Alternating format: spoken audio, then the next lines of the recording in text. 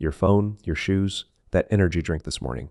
Where do you think any of that came from? I don't know. A factory somewhere?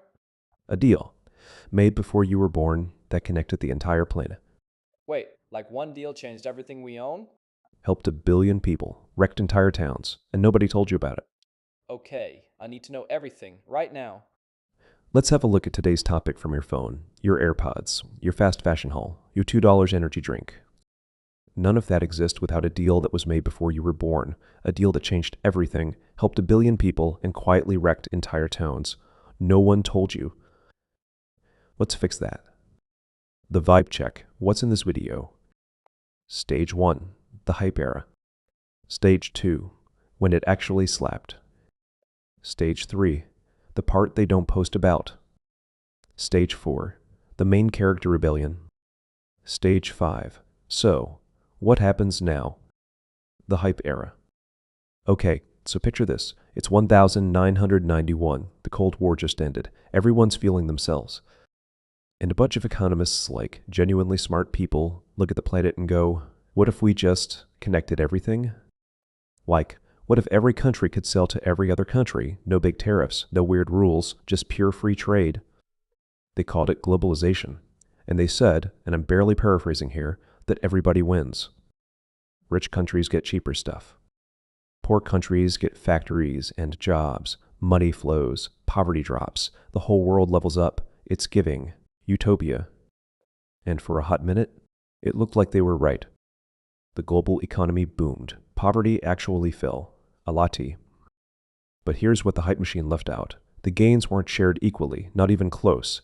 And the people who got left behind, they were about to make their feelings very known. When it actually slapped.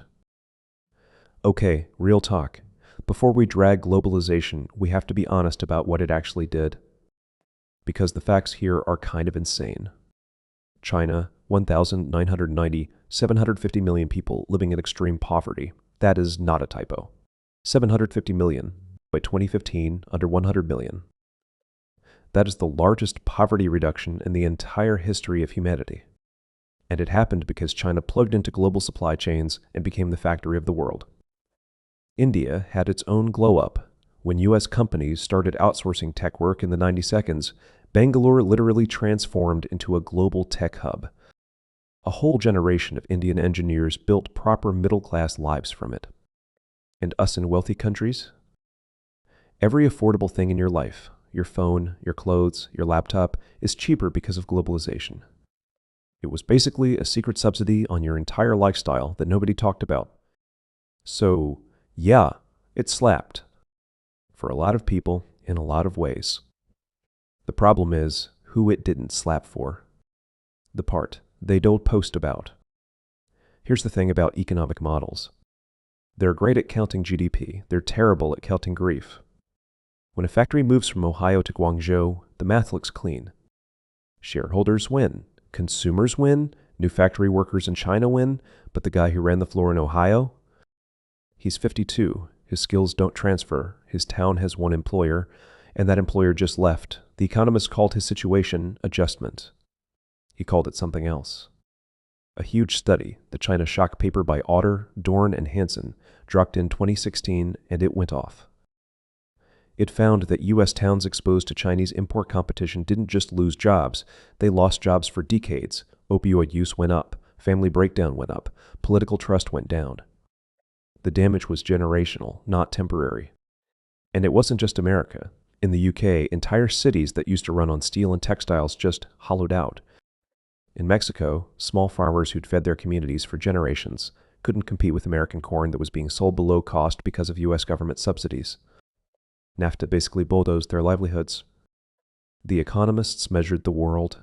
They just forgot to measure the people in it. Main character rebellion. Okay, this is the stage I teased at the start. Because this is where it gets unhinged. When people feel like the system is cooked, they don't write academic papers about it. They vote. And in the 2010 seconds, the vote started coming in hot. 2016, the UK voted to leave the EU. Brexit, the strongest leave votes? Exactly the towns and cities that got hollowed out by deindustrialization, places that watched globalization make London richer while leaving them behind. That same year, Donald Trump won the U.S. presidency on America First, the most explicitly anti-globalization presidential campaign in modern history. And it wasn't just the West having a moment. Brazil went nationalist. Hungary turned inward. India embraced economic protectionism. Even China, the country that literally won the globalization game, started quietly reducing its reliance on foreign markets. If even the winner is hedging, that tells you something. Then COVID hit, and suddenly everyone understood, viscerally, what supply chain fragility means. Hospitals couldn't get masks. Car factories shut down because there were no chips. American parents couldn't find baby formula. The same hyper-efficiency that made globalization so profitable became a massive liability the second anything went wrong. They optimized for cheap. They forgot about resilient, big, oof. So, what happens now? So is globalization dead? Like, is this the era? Are we done? Short answer, no, but it's having a massive rebrand. The new thing is called friendshoring. Instead of making things wherever is cheapest, countries are now trying to make things wherever is safest, meeting with allies they actually trust. The US just dropped $50 billion into building domestic chip factories through the CHIPS Act. The EU is building its own battery supply chains. Everyone's suddenly very interested in making sure their critical stuff isn't made by a country they might be in a trade war with next year. What's emerging isn't the end of globalization. It's selective globalization. Keep the parts that work: tech transfer, finance, tourism, culture. Quietly pull back on the parts that leave you exposed. And here's the real tea that nobody in a suit will say out loud. Globalization was never really about free markets and free people. It was always about who wrote the rules. When the US was the undisputed boss, it wrote the rules for everyone. Now that China is a rival superpower and the world is multipolar, everyone is rewriting them. The promise of globalization, that open trade makes everyone richer and safer, wasn't a lie. It was just incomplete. It forgot to ask, who captures the gains? Who absorbs the losses? And who decides when the rules change? That's not an economics question, it's a power question, and power, as history keeps showing us, doesn't disappear. It just changes hands. If this just made economics make sense for the first time, you're welcome. Smash that like button, give us a comment, and subscribe. See you next upcoming videos.